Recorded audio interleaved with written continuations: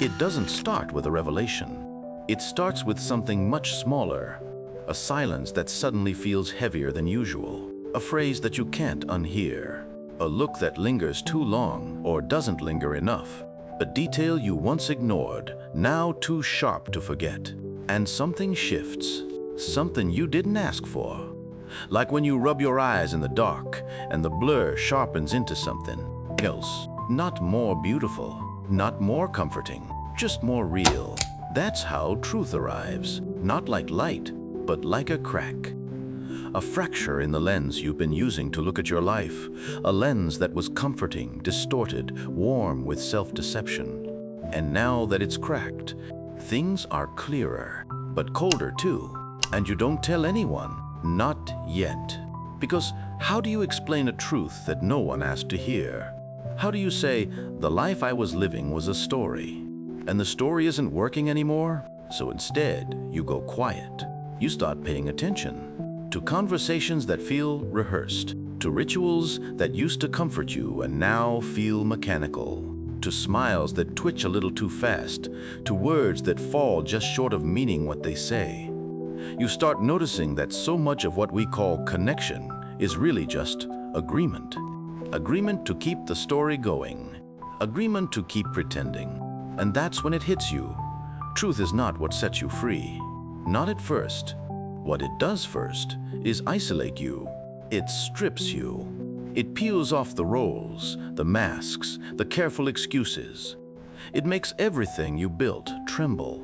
Your relationships, your routines, your worldview. It rips the padding out of the illusions that made the days bearable, because the truth doesn't arrive with a solution. It doesn't say, here's what to do. It just says, look, and you do. And what you see is not always flattering. You see that some of your friendships are built on shared avoidance. You see that your career path is a compensation, not a calling. You see that your love was sometimes control, your patience was fear, your strength was just suppression. You start noticing how much you lied, to them, to yourself, to the person in the mirror. And what's strange is that it doesn't even feel like guilt. Not at first. It feels like standing naked in a room where everyone else is still dressed. They're laughing, chatting, passing the wine around, and you're just there, raw, exposed, unsure if you should leave or scream or pretend nothing's changed. That's the loneliness of truth. Not because others hate you for it, but because they don't see it. Because they're still inside the story. And now you're not. You've stepped outside the page. And the page keeps turning without you. It's subtle at first. The phone rings a little less. The group chats feel more distant. The conversations become harder to enter because you can't quite play along the same way. But you try. You nod. You smile. You fake the old reactions like muscle memory. And inside, you're building a new self, slowly, quietly, with bare hands and no instructions. You journal things you never dared admit. You sit in silence longer than feels comfortable. You cry for no reason, or for too many at once. You say, I don't know, more often. You let go of the need to win arguments because the victory now feels hollow. You start choosing integrity over popularity. And sometimes that costs you more than you imagined. But here's the twist. There is something radiant, hidden inside that ache. A strange clarity begins to bloom. Not all at once, but like light bleeding in under a door frame. You start to see beauty not as a performance, but as presence. You stop chasing perfect love and start practicing honest connection. You learn that peace doesn't mean everything feels good. It means nothing is hidden. You begin to trust yourself, not because you're right, but because you're no longer hiding. And in that space, that lonely, cracked, raw space, you begin to touch something that was never available inside the story. A freedom that doesn't shout. A freedom that isn't glamorous, but a freedom that tastes like truth. And once you've tasted it, you don't want to go back.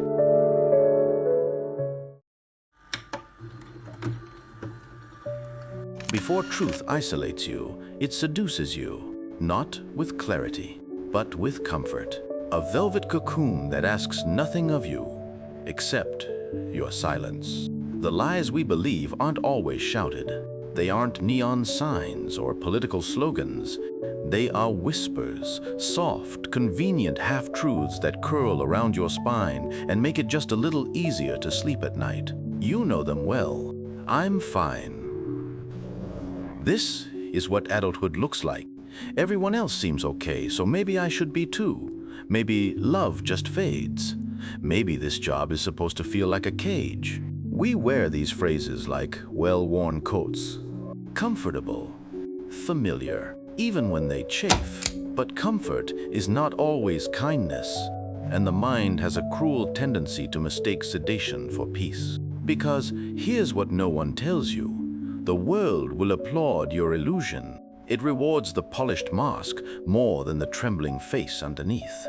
It doesn't care if you're disoriented, so long as you're productive, so long as you play your part.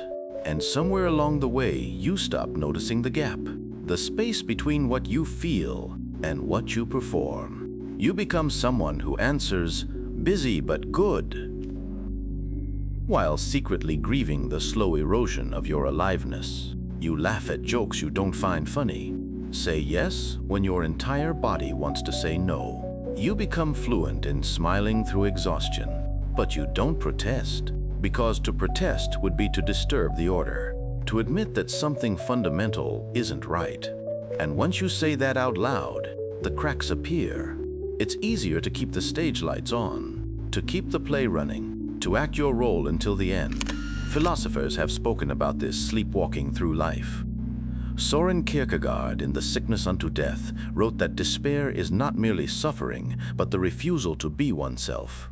He described the human tendency to flee from true identity, to bury the self beneath societal roles, distractions, masks.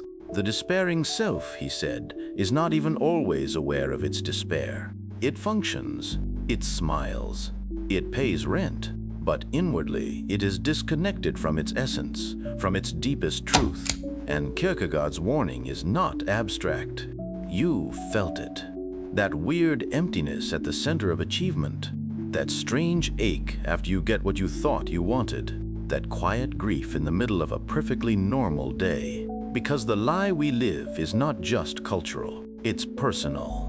A tailored illusion designed to keep us just engaged enough not to rebel. Maybe your illusion is safety, a partner who feels familiar but never really sees you, a routine that numbs you but keeps the panic at bay. Maybe your illusion is ambition, the belief that success will eventually fill the hole, that if you climb high enough, you'll outrun the gnawing inside. Or maybe your illusion is spiritual. You say the right things, meditate, read the right books, but it's another performance. A more elegant mask. Even Plato, in the allegory of the cave, warned us. He imagined prisoners chained in darkness, mistaking shadows for reality. Their entire world was flickering images projected on the wall. And when one of them finally escapes, when he sees the real world in all its painful brightness, he's blinded, disoriented. He resists the truth because the lie was easier to live with. That's what waking up does. It burns. And Plato's image is not just metaphorical. The cave is your comfort zone. The shadows are your rehearsed narratives. And the moment you start questioning the light, you risk everything. But most people don't escape the cave. Not because they're stupid, but because illusions work.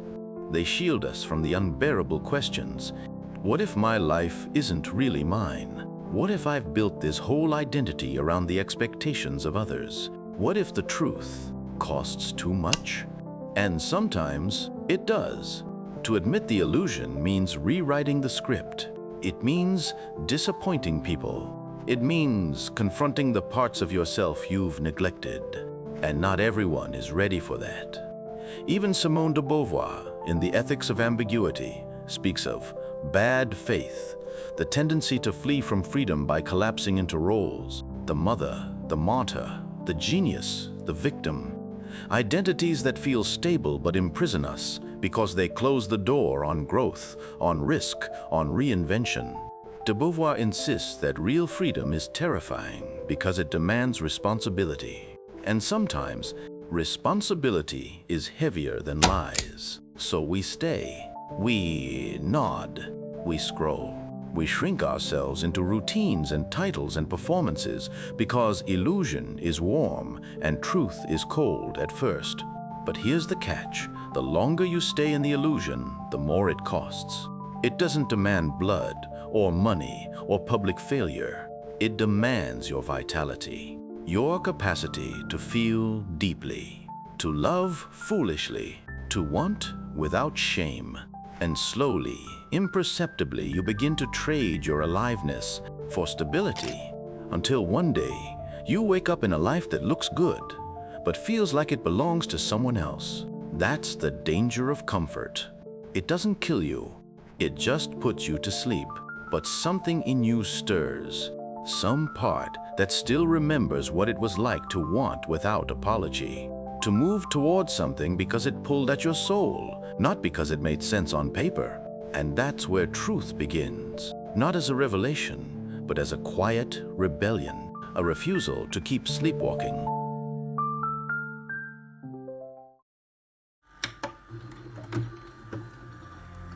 The moment you begin to see clearly, truly, brutally, intimately clearly, is not a moment of relief. It's a collapse, a silent implosion of everything you thought was solid.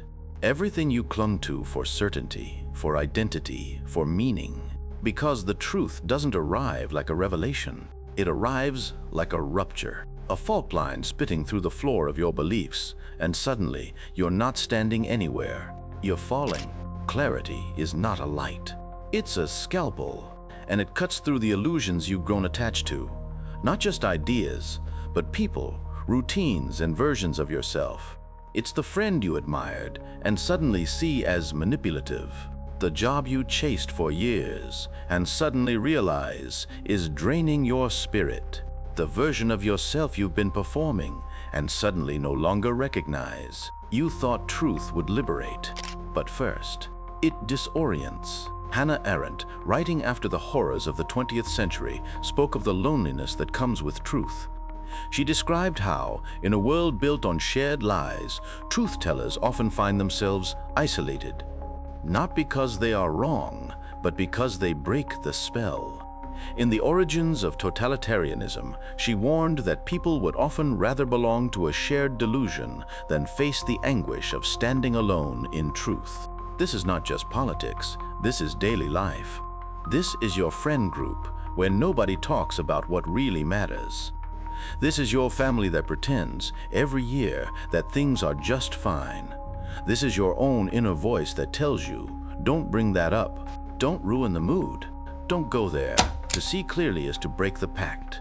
It is to realize, perhaps for the first time, that much of what surrounds you is not built on truth, but on inertia, on mutual avoidance, on rituals of silence dressed as harmony. And once you see it, you can't unsee it. It becomes unbearable to participate in small talk when something inside you is dying. It becomes painful to pretend that this relationship is working when your body shrinks every time they touch you. You become hypersensitive to the lies because you once needed them, and now you don't. You feel raw and exposed, like someone peeled off your skin and left only nerve endings. You might even resent your own awakening. You might whisper, I wish I could go back. I wish I could unknow. Even Epictetus, the Stoic philosopher, understood this recoil. He said, it is impossible for a man to learn what he thinks he already knows. But the moment he does learn, truly sees, he must take responsibility for what that knowledge demands. You now know the truth of your boredom, your restlessness, your longing. You now know that your silence is no longer neutral.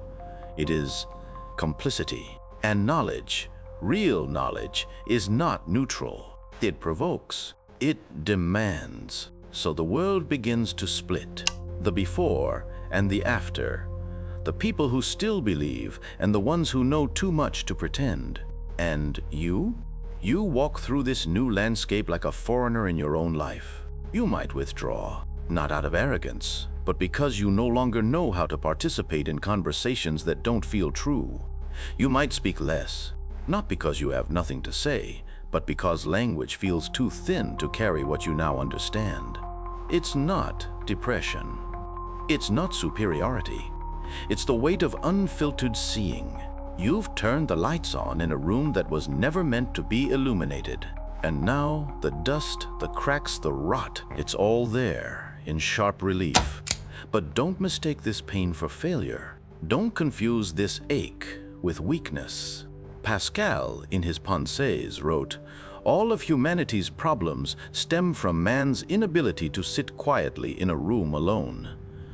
And yet, here you are, sitting in the quiet, seeing, feeling, not running. That is not a problem. That is the beginning of freedom. Because what you see now, in all its discomfort, in all its rupture, is yours. It was always there. You just finally stopped looking away. And yes, it costs you. It cost you the warmth of certain relationships, the innocence of not knowing, the ease of autopilot. But in exchange, it gives you something rare, a compass, not borrowed, not imposed, but carved out of your own disillusionment. You may feel alone in this moment, but you are not lost. You are becoming real. And reality, however brutal, is the only ground stable enough to build something true. This is the paradox of awakening. First, it breaks you. Then, it rebuilds you. But only if you're willing to stay. In the quiet, in the raw, in the unbearable beauty of what is.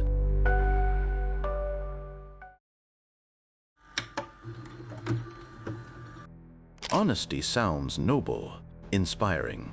The kind of virtue you'd engrave on a statue or print on a motivational poster. But in real life, honesty is messy, inconvenient, socially disruptive, and internally violent.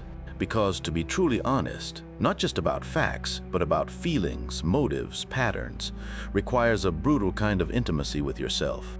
One that strips you bare, not in front of others, but in front of that inner witness you've spent years trying to ignore. It starts quietly. You say something you've never said before. "I'm not happy. I don't believe in this anymore. I want something else." And the moment those words leave your lips, you feel the world tilt. The temperature of the room changes, not because the room has changed, but because you have. Because now there is no going back. You've introduced a crack into the mirror of your life. And once it's there, the whole reflection trembles. Kierkegaard understood this better than most. He described what he called the sickness unto death. Not a physical illness, but a despair rooted in self-deception. A spiritual disease caused by living at odds with your deepest truth. Not because you're lying to others, but because you're lying to yourself. About who you are, what you want, and what you're becoming by pretending otherwise. For Kierkegaard, despair was not reserved for the dramatic breakdowns. No, the most dangerous despair was quiet. The despair of the smiling person. The responsible one, the one who says, "I'm fine," with such conviction that even they believe it, until one day the mask slips and there's nothing underneath but exhaustion. To live honestly, in his view, meant to collapse that mask, to stop playing roles, to stand spiritually naked in front of your own life and whisper, "This is me. This is what I want. This is what I can no longer deny." But honesty, once spoken, does not simply free you. It isolates you. It separates. Not because truth is unkind, but because most people build their lives on shared illusions. And when you stop playing the part, you stop being cast in the play. You may lose friends, or find that you were never truly close to them, just compatible in your mutual avoidance. You may realize that your relationship only functioned because both of you were pretending to want the same future. That your family prefers your silence to your truth. That the systems you work in reward obedience, not insight. You may even resent yourself for speaking up, for waking up, for ruining the comfort you once had. But comfort isn't the same as alignment, and silence isn't the same as peace. What you feel now, this loneliness, this friction, this strange sense of disconnection, is not failure. It's friction between two worlds, the one you inherited and the one you're finally beginning to choose. And let's be honest, there's a real cost. You lose a version of yourself, the agreeable one, the successful one, the one who always knew what to say. In her place, something raw emerges, something uncertain, more difficult to define at parties. You may not feel empowered right away. You may feel fragile, incomplete, like a sculpture half chiseled from the marble. But this unfinished self, this version of you that doesn't fit neatly into categories, is the one closest to freedom. Because freedom, real freedom, is not found in having everything figured out. It's found in the courage to stop pretending that you do. It's found in the trembling voice that says, I don't know where this path leads, but I know I can't stay here. It's found in the quiet walk home after the conversation that changed everything, in the silence after a truth finally spoken, in the long nights of not being sure, but being sure that your old life no longer fits. Honesty will cost you things. It will burn bridges you didn't realize were already falling apart. It will make you hard to categorize, harder to love maybe, harder to explain. But what you get in return is the mirror. Not the polished, flattering mirror you once lived in, but the cold silver truth of your own becoming. You look into it and you don't see a brand. You don't see a projection. You see yourself, uncertain, alive. And that is where the real story begins.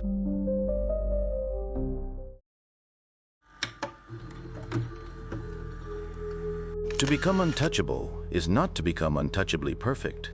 It's not about building walls so high that no one can reach you. It's not about shutting out the world or numbing your senses to pain.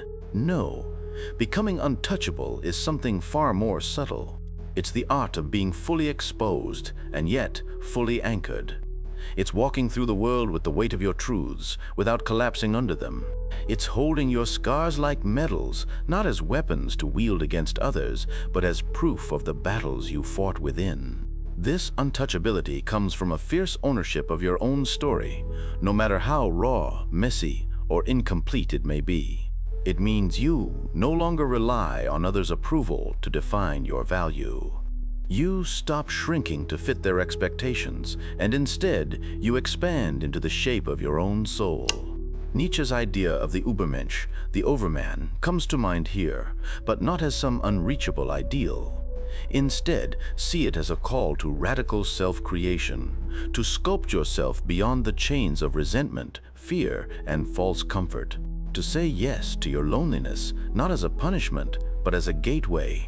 Similarly, Simone de Beauvoir taught us that freedom is the ongoing project of becoming, never finished, always in flux, always resisting the stasis imposed by society or self-doubt. Freedom demands responsibility, the responsibility to choose yourself again and again, even when it isolates you. Because here's the paradox that finally unties the knot. Loneliness is the soil where freedom grows. Without the silence of solitude, the voice of your true self cannot be heard. Without stepping away from the crowd, you cannot find your own rhythm. This is why the truth makes you lonely. Because the mass wants comfort. It wants the easy stories, the familiar roles, the simple certainties. And you've stepped off that stage. But that loneliness is not a cage, it's a clearing, an open space where you can breathe, where you can create, where you can live without pretending. The loneliness that comes with truth is like the night before dawn, dark, quiet, full of unknowns, but pregnant with possibility. And as you walk through that night, you become untouchable, not because no one can reach you, but because you have touched the deepest parts of yourself, and you carry that depth like armor. You stand firm in storms of judgment, waves of doubt, gusts of rejection. And in that standing firm, You are free. Not free from pain, but free to feel it without losing yourself. Not free from loneliness, but free to sit with it, to learn from it, and to grow through it. So, if you find yourself walking this path, if you feel the weight of truth pressing in and the solitude stretching wide, know this: you are not lost in your solitude. You are becoming. You are alive. You are free.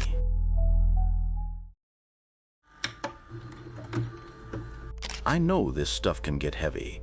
Truth and loneliness aren't the easiest bedfellows, but maybe that's exactly why it's worth talking about. If this hit a nerve or made you pause for a second, drop your thoughts down in the comments. Let's get real. Let's debate. Let's learn from each other. And hey, if you like this deep dive, don't forget to hit that like button, share it with someone who might need it, and subscribe if you want to keep going on this journey together. Because at the end of the day, we're all just trying to find some light in the darkness. Let's think together, not forever, but just long enough to build something real.